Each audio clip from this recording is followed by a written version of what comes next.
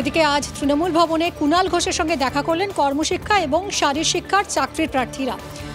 তারা আবেদন জানিয়েছেন যাতে দ্রুত রাজ্য হলফনামা জমা দেয়, কারণ সুপারিশপত্র পেলেও নিয়োগপত্র দেওয়ায় এখন আদালতের স্থগিতাদেশ রয়েছে এবং সেই জন্যই প্রয়োজন রাজ্যের হলফনামায়। তাই রাজ্য যাতে দ্রুত হলফনামা দেয় সেই আবেদনই তারা জানিয়েছেন কুণাল ঘোষের কাছে। সায়ন্ত আমাদের প্রতিনিধি রয়েছেন এই মুহূর্তে চাকরি প্রার্থীদের সঙ্গে। সায়ন্ত, কোনো রকম আশ্বাস কি এরা পেলেন আজ কুণাল ঘোষের কাছ থেকে?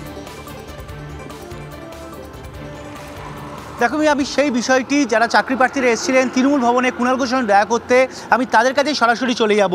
আজকে তো আপনারা কুণাল ঘোষের সঙ্গে দেখা করলেন, আশ্বস্ত হতে পারলেন চাকরি পাবেন? দেখুন, আশ্বস্ত তো হতেই হবে, যেহেতু মাননীয় নির্দেশে আমরা 1280 জন রেকমেন্ডেশন পেয়েছি, নামের পাশে একটি করে স্কুল পেয়েছি, সেহেতু সেই আশাতেই আমাদেরকে থাকতে হবে। প্লাস কুণাল বাবুর তত্ত্বাবধানে বা মধ্যস্থতায় আমরা এতটা পর্যন্ত এসেছি, তাই আশা করছি আর যে সামান্যটুকু কাজ বাকি রয়েছে আমাদের ঠিক এখান থেকে উদ্ধার করে আমাদের স্কুলে পাঠানোর ব্যবস্থা করবে। আপনাদের জটিলতা থাকছে কেন এখনও? কেন আপনার 2019 সালে তো সিঙ্গেল বেঞ্চ আপনাদের রায় দিয়েছিল, তারপরে জটিলতা থাকছে কেন?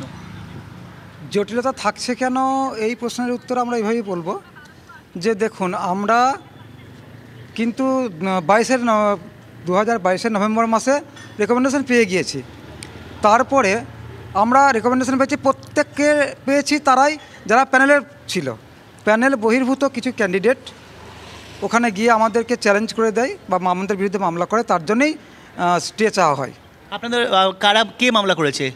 আচ্ছা, এবার মামলাকারীদের অ্যাডভোকেটের নাম হচ্ছে বিকাশ রঞ্জন ভট্টাচার্য মহাশয়। তা আপনাদের হয়তো বিকাশ রঞ্জন ভট্টাচার্য লড়েছিলেন। উনি আমাদের হয়ে বলবো না, ওনাকে আমরা 2019 সালে একটা আবেদন করেছিলাম যে আমাদের অবস্থানটা আমরা জানতে পারছি না, প্যানেলে যে আমরা যে 42 আছি 45 আছি, কেন আছি, কত নাম্বার কমে আছি আমরা, একের কত আমার থেকে পার্থক্য আছে, এর জন্য কিন্তু মামলা করতে বলেছিলাম। তার জন্য কিন্তু উনি মামলা করে 11 মাস তখনও উনি স্টে করিয়েছিলেন।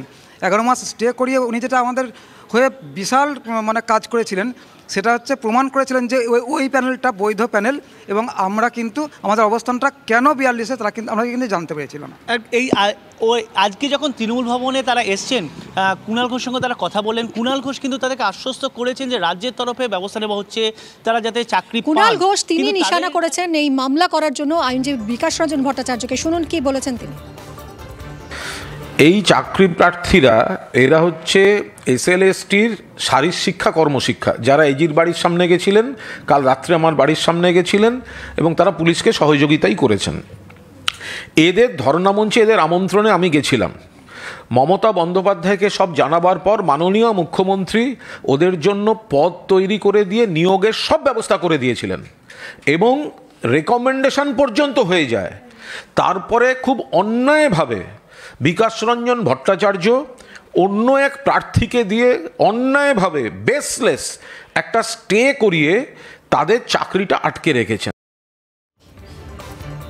এরপরই আমরা যোগাযোগ করেছিলাম আইনজীবী বিকাশ রঞ্জন ভট্টাচার্যের সঙ্গে এবং তিনি যেটা বলছেন যে যারা আজ কুণাল ঘোষের সঙ্গে দেখা করতে গেছিলেন তারা তৃণমূলের এজেন্ট এবং বেআইনিভাবে কাউকে চাকরি করতে দেব না দাবি করেছেন বিকাশ রঞ্জন ভট্টাচার্য।